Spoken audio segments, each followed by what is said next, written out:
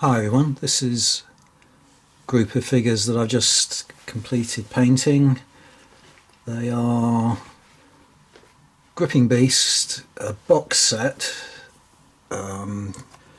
designed for Crescent and Cross, boxed for Crescent and Cross, but I've actually based them in multiples of 2 rather than base them singly. The box set does come with 8 stands for them, which I can now only find 4. Never mind. Yeah, I've done that because I got these out of my lead mountain recently because I've played a few games of Soldiers of God, which I'm really enjoying at the moment. I put up another demo game about 3 or 4 weeks ago. Oh, and by the way, if you watch that, I got one of the rules completely wrong, I think, because if I remember correctly, I played all of one side's cards first and then the other. You're meant to alternate the playing of them, but I discovered that when I introduced a friend of mine to the game, and he was quite impressed by the rules as well, although he hasn't got any figures for the period. But anyway, that's all by the by. Yeah, I thought I'd get something out of my lead mountain related to the Crusades, and I'd had this box set since purchasing it at Vatnatech in York in 2016, so it's emerged from my pile of lead relatively quickly compared to some of the things that I've had for decades in there, and really pleased with the way it's turned out. You know, a good addition to my Crusader army, which is composed mainly of figures that I didn't paint, that I bought pre-painted. So it's nice to get some of my own figures into that army. I'm no matter how well painted purchased figures are, it's never the same as having your own painting, I think. But I do have, I must say, a few reservations about these figures. It's been a while since I've painted any Gripping Beast figures, and they do have a very distinct style of their own, and they are really solid lumps of metal, especially with all the flowing robes and so on, the cloaks. Really heavy metal, and that has a number of repercussions, really. I do prefer metal, don't get me wrong, but with Gripping Beast you have to be really careful, especially when they're based on multiples. Stands, you have to be really careful how you handle them, and I'm not sure these are really going to stand up to much tabletop use. Part of the reason for that is that the horses and riders are separate, which I don't always like. In this case, you can't, because of the robes, you can't really see any gaps between the horse and the rider when you glue them together.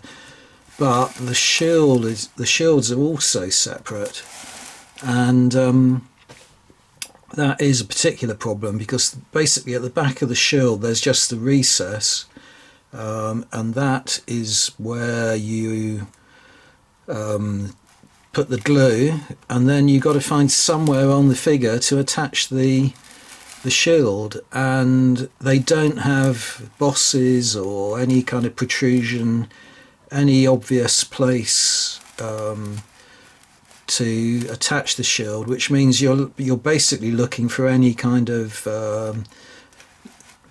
elbow bend or piece of the sculpt that will fit into that recess in the back of the shield. And it looks kind of unnatural. Let's see if I can get one a little bit closer. You might be able to see what I mean on that one. It doesn't necessarily look as though they're holding the shield. It's the shield is just kind of, you know, floating in the air in a way. But the problem with them being quite heavy as stands to pick up is if you were to grab it like that, you could quite easily just snap off one of those shields. They come detached quite easily. And that's already happened to me once, just by me trying to line the bases up with one another, and one of the shields got too close to the rider on the adjacent stand, and it just fell off. So I'm going to have to be very aware of that and handle them quite carefully. Worse than that, though, was that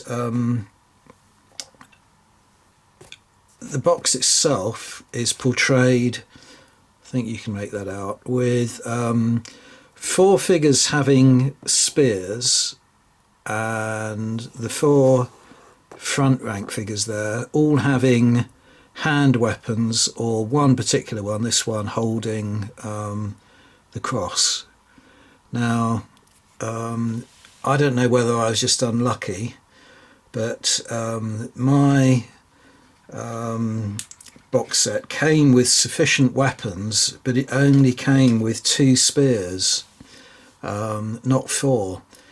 And the problem with that is that the hand weapons, there's one separate one, have the hand attached to the weapon, and you glue it into a recess in the sort of stump of the arm, as it were.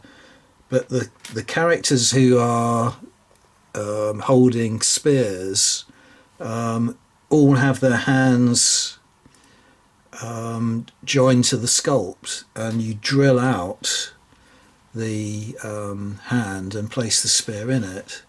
So I'm left with a choice really of either doing quite a lot of, you know, hacking and cutting in order to cut hands off and then place that in, or finding my own 2 spears. And I did get out, I do like the Gripping Beast spears, I think they're nice, and so I've got some in a bag there.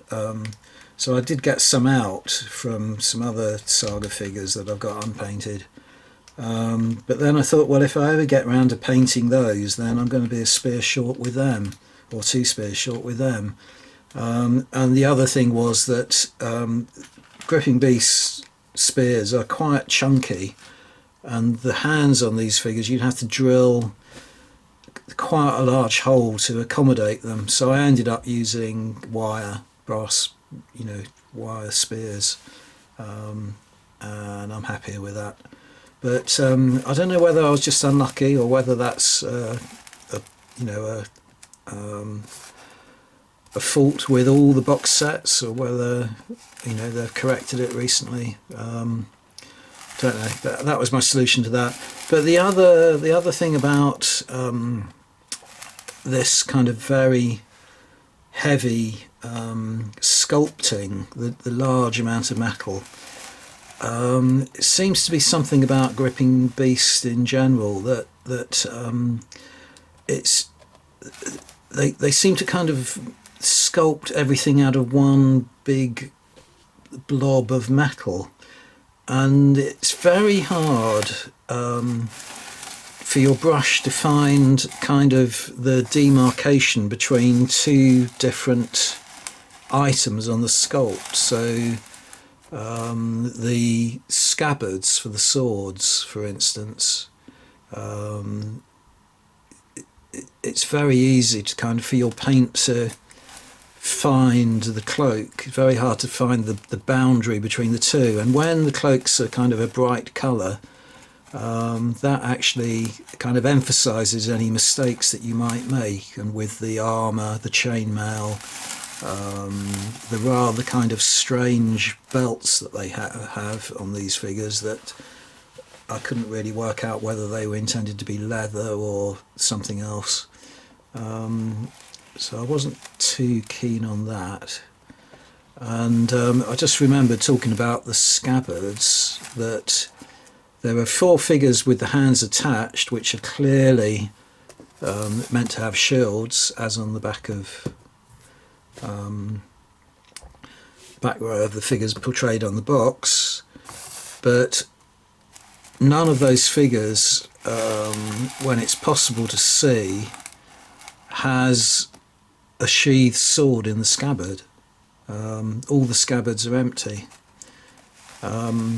So I wouldn't mark these 10 out of 10 by any means. I mean, I'm very pleased with them, but I have reservations. So if you do purchase them, kind of be aware of some of the kind of shortcomings of the sculpts. But anyway, yeah, that they can now go in my army of Crusaders for Soldiers of God rules, and I can also obviously now use them for Sword and Spear, Hail Caesar, any other rules that I choose. Thanks for watching, everyone. Bye for now.